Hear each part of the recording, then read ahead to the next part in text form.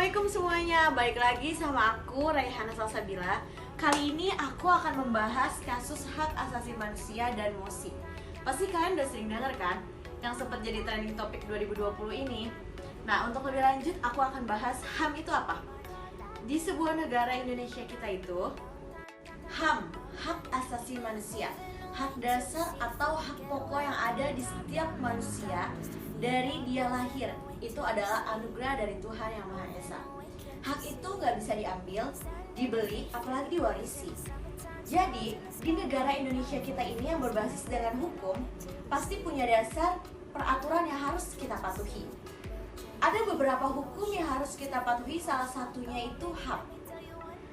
Sebenarnya nggak banyak nih orang yang tahu tentang HAM itu apa sih? Nah, orang nomor 1 di Indonesia pernah mengungkapkan bahwa hak asasi manusia menjadi salah satu pilar penting bagi Indonesia untuk menjadi bangsa yang lebih maju, tangguh, dan berkualitas.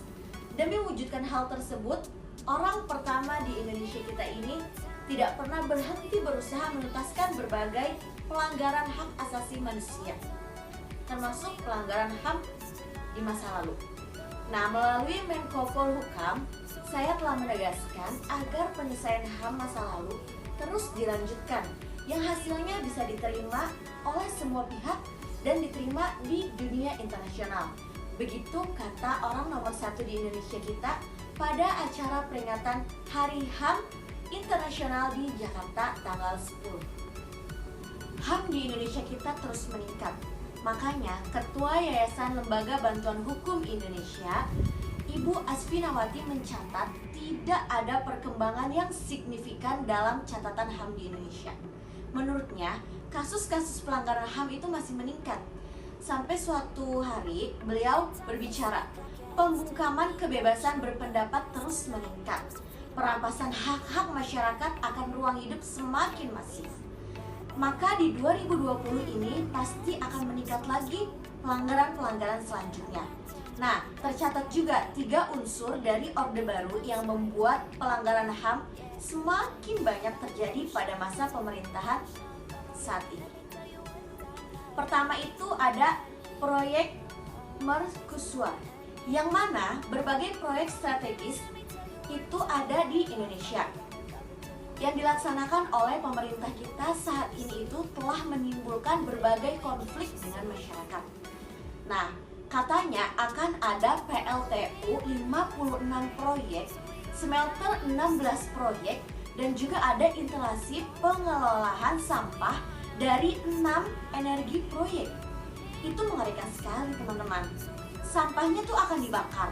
Nah, pasti sehebat-hebatnya penanganan akan ada uap kotor yang menguap, dan ini akan menimbulkan eksploitasi. Bukan hanya eksploitasi, tapi menimbulkan pencemaran udara, air laut, dan tanah, sehingga berpotensi konflik dengan masyarakat seperti yang sudah terjadi selama ini beberapa pekan terakhir. Jelas Ibu Asfinawati. Nah, yang kedua itu tentang stabilitas keamanan, di mana pemerintah kita menggunakan aparat penegak hukum seperti kayak kepolisian untuk melindungi keberlangsungan megaproyeknya yang cenderung menguntungkan ke industri ketimbang masyarakat kita. Akibatnya muncullah dui fungsi aparat keamanan. Nah, yang ketiga ini kelemahan Komisi Pemberantasan Korupsi. Menurut Ibu Asfinawati, dari sisi kinerjanya, KPK itu mengalami penurunan. Hingga Desember 2020 ini, KPK hanya menggelar 7 operasi tangkap tangan. Sedangkan beberapa tahun sebelumnya itu KPK mencapai 21 tangkap tangan. Nah, jadi berbagai alasan tersebut juga, ia mengajak kepada masyarakat kita untuk melakukan mosi tidak percaya kepada pemerintah, yang katanya pilihannya tidak lain bagi kami ini bukan saat kita berjabat tangan dengan orang pertama di Indonesia atau jajarannya, karena mereka sudah terbukti berkali-kali mengkhianati amanat rakyat. Mereka juga berkali-kali menunjukkan meminta pendapat, tapi pendapat secara formalnya hanya untuk menunjukkan bahwa saya sudah berbicara dengan masyarakat dan kami cukup demokratis. Begitu kata Ibu Asfinawati. Tapi secara substansial, dari segi waktu pemanggilannya, itu tuh sebenarnya nggak pernah ada. Nah, yang lebih penting lagi, suara kita itu sebenarnya, kata Ibu Asfinawati itu, tidak pernah didengar. Bahkan, jumlah masyarakat yang meningkat, jumlah masyarakat yang meninggal, dan jumlah orang yang didiskriminasi. Menurut Ibu Asfinawati, dari sisi kinerjanya, KPK itu mengalami penurunan. Hingga Desember 2020 ini, KPK hanya menggelar 7 operasi tangkap tangan. Sedangkan beberapa tahun sebelumnya itu KPK mencapai 21 tangkap tangan. Nah, jadi berbagai alasan tersebut juga, ia mengajak kepada masyarakat kita untuk melakukan mosi tidak percaya kepada pemerintah. Yang katanya, pilihannya tidak lain bagi kami ini bukan saat kita berjabat tangan dengan orang pertama di Indonesia atau jajarannya, karena mereka sudah terbukti berkali-kali mengkhianati amanat rakyat.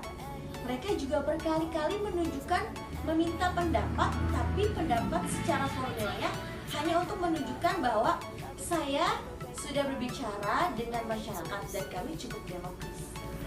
Begitu kata Ibu Asfinawati. Tapi secara substansial, dari segi waktu pemanggilannya, itu tuh sebenarnya nggak pernah ada. Nah, yang lebih penting lagi, suara kita itu sebenarnya, kata Ibu Asfinawati itu, tidak pernah didengar.